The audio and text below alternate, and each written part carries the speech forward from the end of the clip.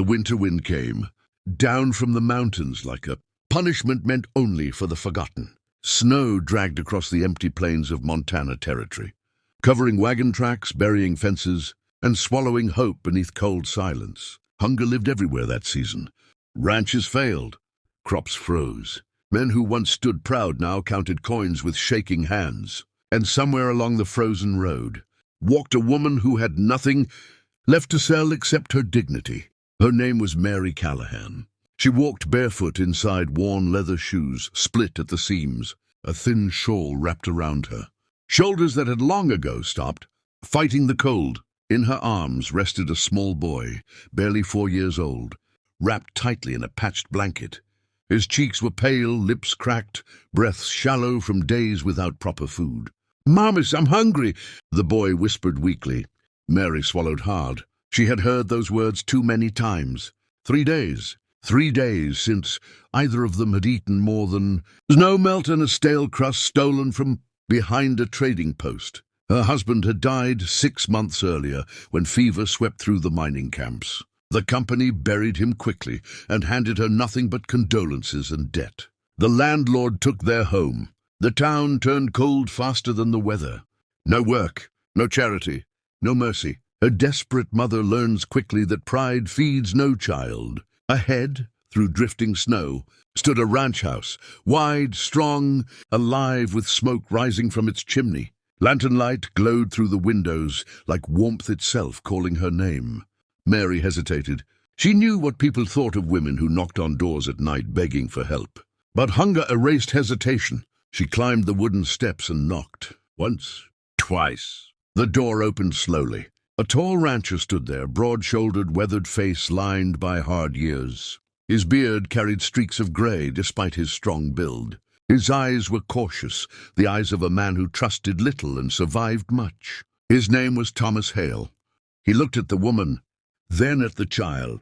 Silence hung between them. Mary's voice trembled before she even realized she was speaking. "I can warm your bed. Milk your cow. Clean your house. Anything." Her voice broke as tears froze against her cheeks. "Please, just feed my child." The words hurt more than the cold. Thomas didn't answer immediately. Out on the frontier, desperation often hid danger. Bandits used sympathy as bait. Survivors learned suspicion before kindness. But then the boy coughed and weak, hollow, exhausted. Thomas stepped aside. "Get inside before the cold kills you both." Mary blinked in disbelief. She entered slowly, afraid the kindness might disappear if she moved too fast. Warm air wrapped around her like forgiveness. The smell of stew filled the room.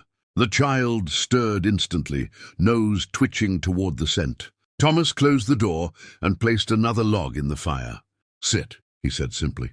Mary lowered herself into a chair, still clutching her son as if someone might take him away. Thomas brought a bowl of hot stew and placed it gently into her shaking hands. She didn't eat. Instead, she fed the boy first, small spoonfuls, careful, patient, watching life return to his eyes with every bite. Thomas noticed. He had seen selfish people before. This woman was not one of them. "What's his name?" Thomas asked. "Daniel. And yours?" "Mary." Thomas nodded once. No more questions. Not yet. The boy finished eating and fell asleep almost instantly against her shoulder. Warmth finally overcoming exhaustion. Mary finally allowed herself a few bites. Tears fell silently into the bowl. She had not cried when her husband died. She had not cried when they lost their home. But kindness broke her. After a long silence, she stood. "I meant what I said," she whispered. "I'll work. I won't be a burden." Thomas studied her carefully. "You won't be warming anyone's bed here," he said firmly. Mary froze, ashamed. Thomas continued, voice calm but steady. "You and the boy can stay in the spare room. Tomorrow you can help around the ranch if you want. Everyone earns their keep. That's all. No pity, no bargain, just dignity." Mary nearly collapsed from relief. That night, for the first time in months, she slept in a real bed beside her son. Outside, wolves howled across the plains. Inside, something fragile began to heal. Morning came with golden light, across snowfields and the sound of cattle, lowing in distant pens.